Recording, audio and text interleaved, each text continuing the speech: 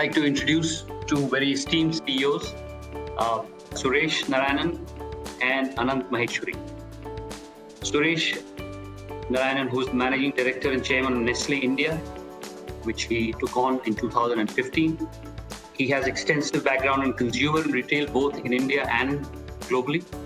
And he's a person who's known for his passion about working with teams, encouraging team leaders. And I'm sure that this is something that we all find very important today. Anant Maheshwari is the president of Microsoft in India since 2016. Microsoft is already pivoted to be a very mobile, strategic provider of IT. And I think Anant has played a very key role in this delivery.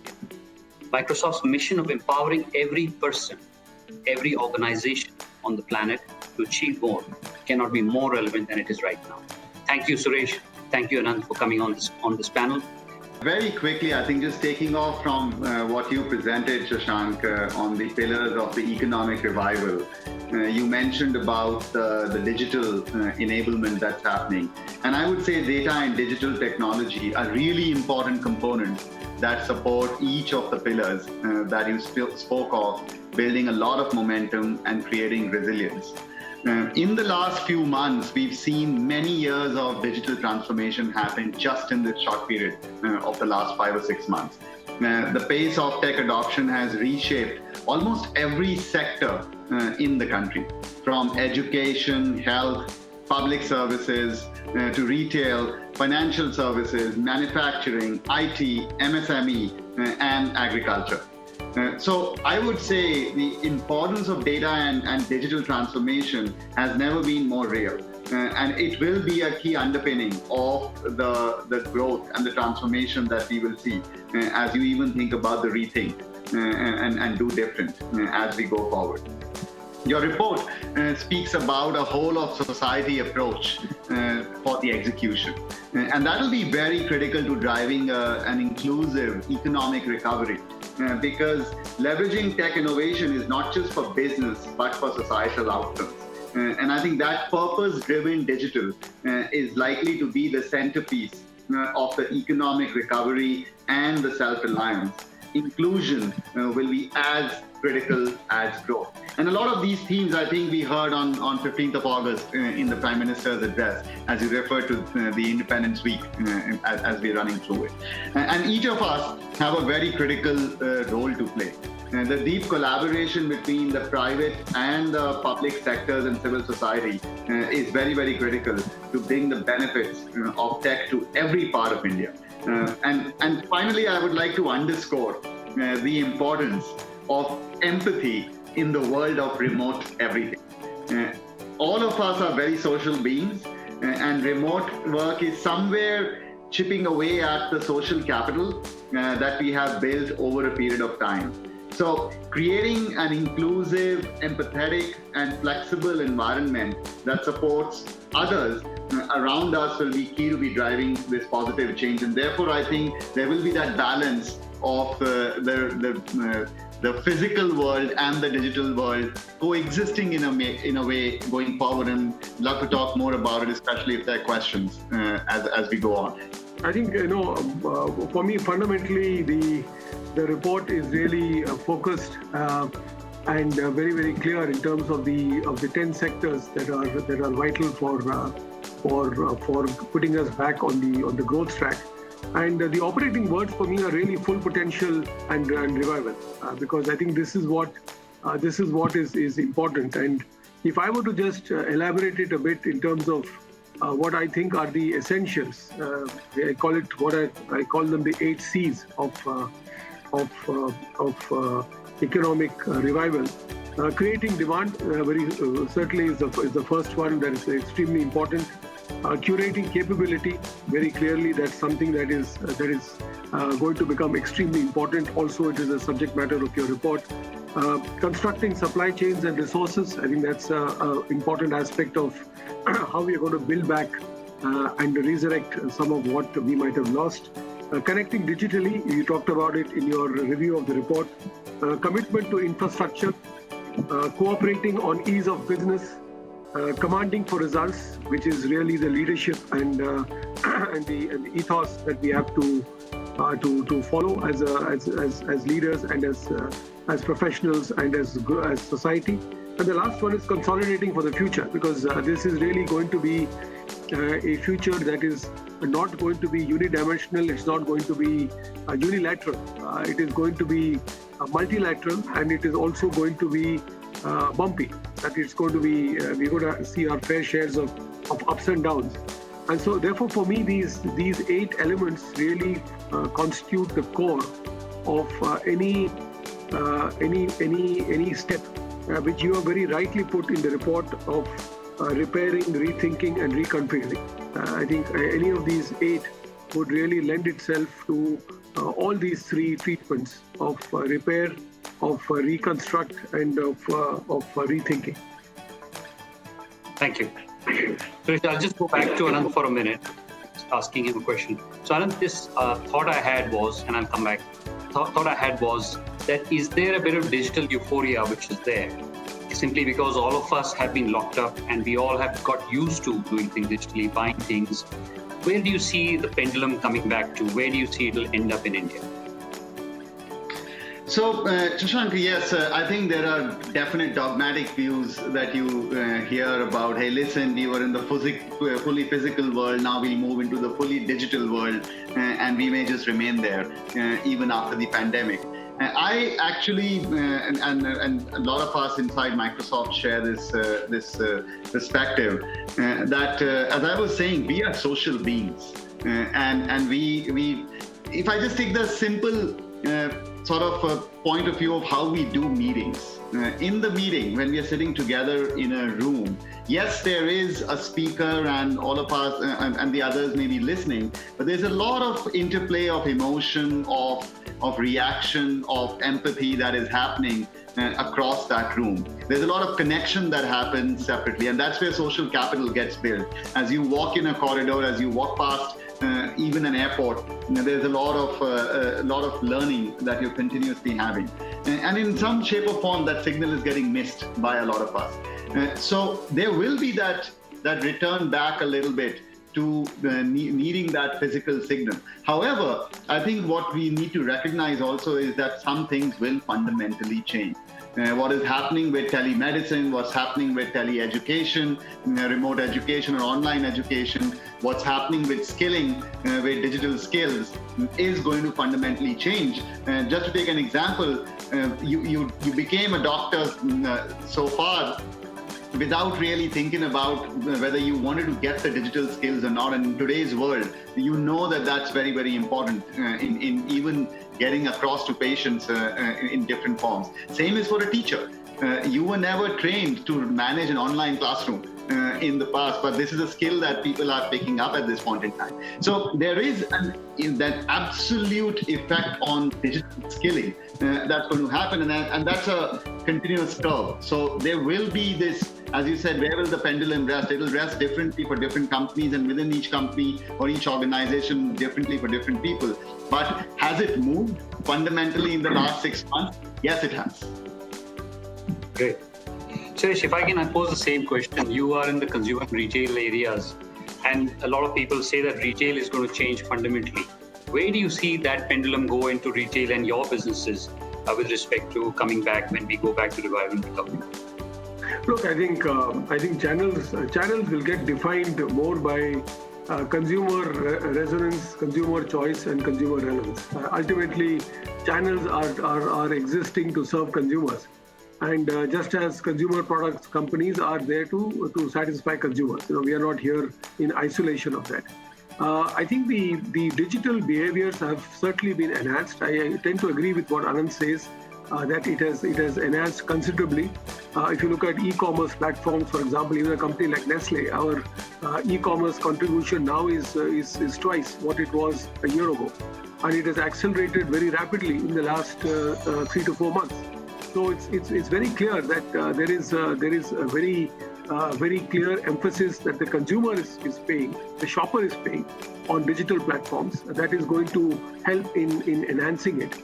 But I always believe, Shashank, that technology is defined by relevance, by resonance, and by resilience. So, you can't just use and force down technology for technology's sake, simply because you think that is going to be the best model for a company. I think it will be relevant to the context of society. We will find our water as far as e-commerce itself is concerned. But I am still very much an old school marketeer, and I've been brought up in the era when the mom and pop stores, the kirana stores, held sway, and they still hold sway. 85% of my business comes out of the mom and pop store, what we call the general trade. I think they will seek a new relevance in the context of the pandemic, because there will be both access and credit and assortment and convenience and the go-to when there is ever, God forbid, if ever a lockdown again. These are the guys that we would be going to. So I think to that extent, it is going to be a bit of channel shifting that is going to take place between digital platforms and general trade and kirana outlets. At the same time, there is also going to be a recalibration of what we now call as the organized trade or the modern trade, with the coming in of people like Reliance and Jio in a fairly aggressive manner, and also with the recalibrated intentions of the e-commerce players as well to get into channels and segments that otherwise they have not been into. So I think this is going to be a very interesting space. But like old is gold, I think for me the kiranas are still going to remain and are still going to be relevant. Yeah. Suresh, I just have a follow-up question, and I'll come to Anant on the deepening side. There is a view we have in the report that we are lopsided as a country. The South and the West has got more economic potential, and the North and the East does not. And the migration was one manifestation of that. You are the CEO of a consumer and retail organization. How do you make sure that the consumption is not happening in the North if there is poverty, and there's more production also in the North and the East, as an example, and I'm picking your industry, so that we can rebalance this? Do you see that a vision which can happen? Look, if you look at my own manufacturing locations, I think these are fairly evenly distributed between the North, West, and the South. And the East doesn't have too many units, not because it is not a potential geography. It is because the access to the primary raw materials that I use, namely milk and wheat and sugar and oil and stuff like that, are all proximate to the geographies where I currently have my manufacturing operations. So I think it is very well possible. One of your sections is on MSMEs and the role that you're looking at enhancing the role of MSMEs and really reaching out to them in a big way. I think it's instructive to note that one of the areas of friction that they have today is in terms of availability or the sanction of credit quickly.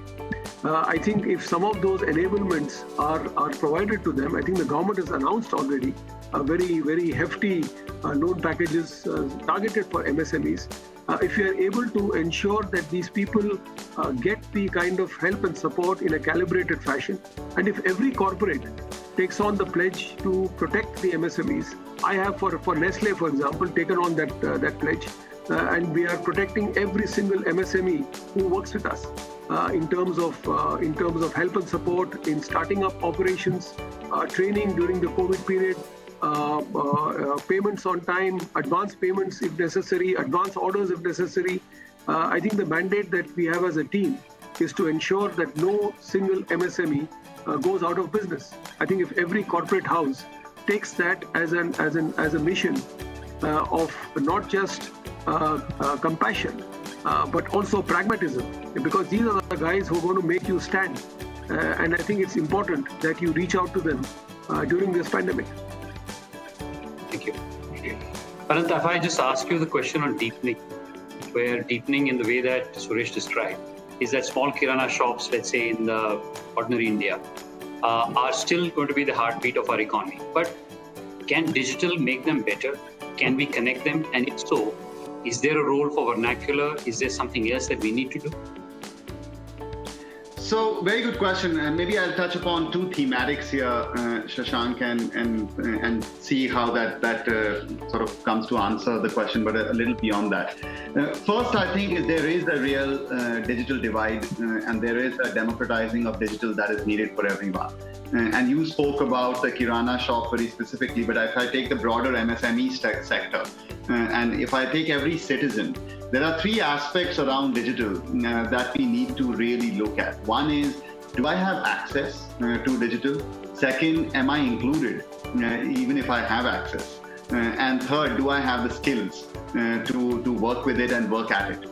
And I think that's the definition of how the enablement of the economy will happen, whether you're a Kirana, an MSME, or a citizen. And access is very simple to understand, and it's about infrastructure, it's about bandwidth, it's about cost, it's about devices, it's about getting that connection. And having that in a manner that you can pay for it and use it and not feel the pinch.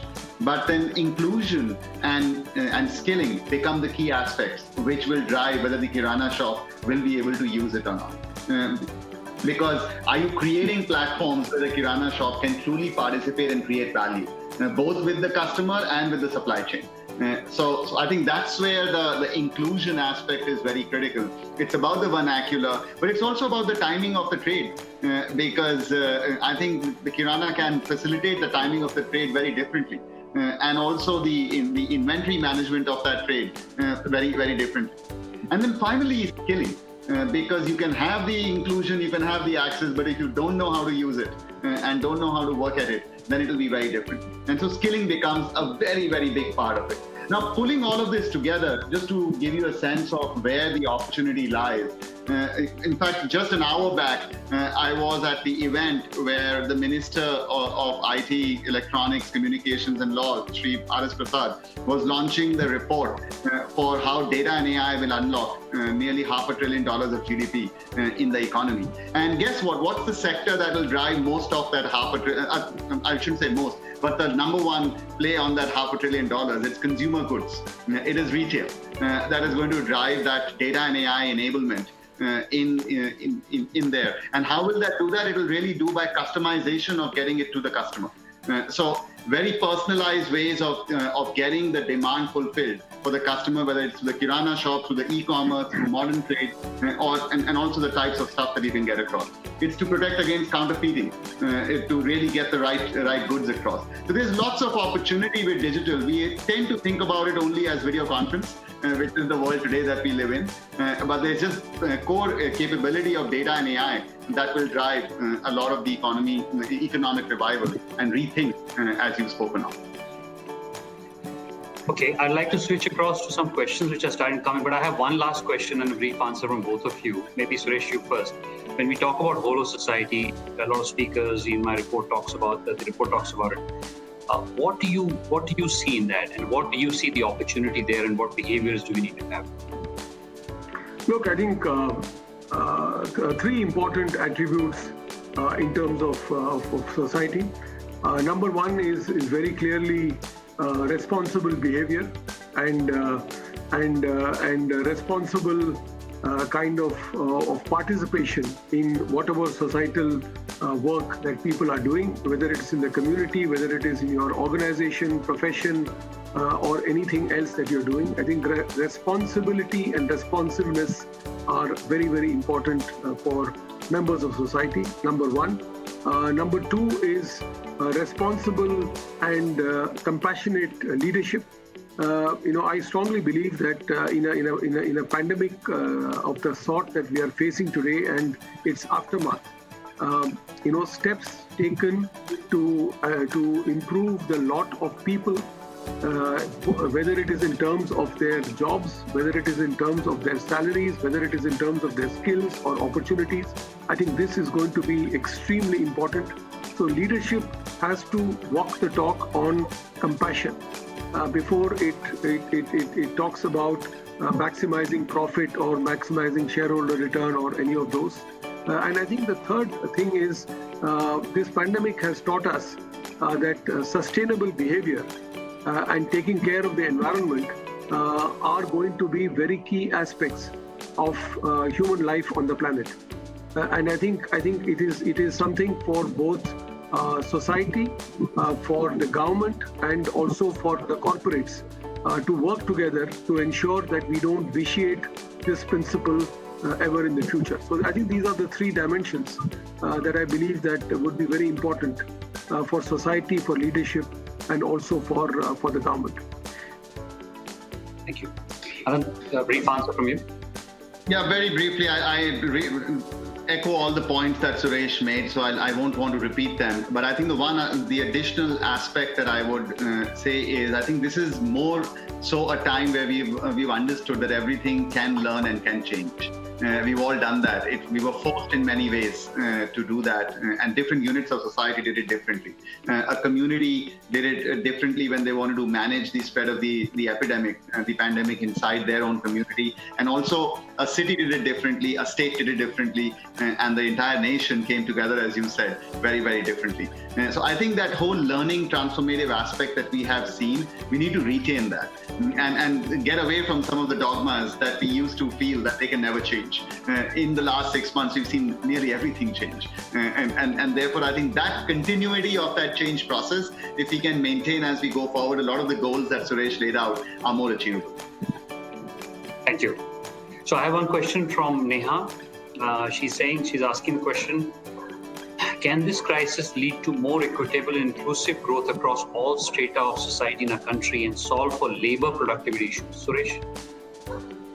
Well, I think there are no unfortunately magic bullets that are available to us, Shashank. I think the fact of the matter is that what your report is trying to lay out are systematic steps that need to be taken in a concerted, disciplined, in a sustainable, and in a very strong manner across sectors, across work practices, across different facets of our lives. I think employment is an extremely important goal. Let's be very clear. A country that adds close to 8-10 million people into the workforce each year cannot but afford to create jobs for this young population. But at the same time, it doesn't mean that we have to create only jobs which are relatively low value addition. I think that's where what Anant talked about, the role of digital and technology comes in, and the role of what I call curating capabilities is comes in. So I think a combination of this, we can create paths for sustainable value growth and of better enhanced productivity for our people. At the same time, create jobs. But sometimes we have to deliberately trade off that maybe we do not follow a path of hyper technological innovations in order to ensure that we have jobs at certain levels for sections of the population. I just want to thank you both. We are at the end of the hour, so firstly, thank you for your insights. Thank you for your patience for this call. I think, as we said at the beginning, this is a start of a conversation. I think this was a great conversation. I hope that this generates a wider conversation because there is no clear answers, but if we can converse, we'll find the right solution.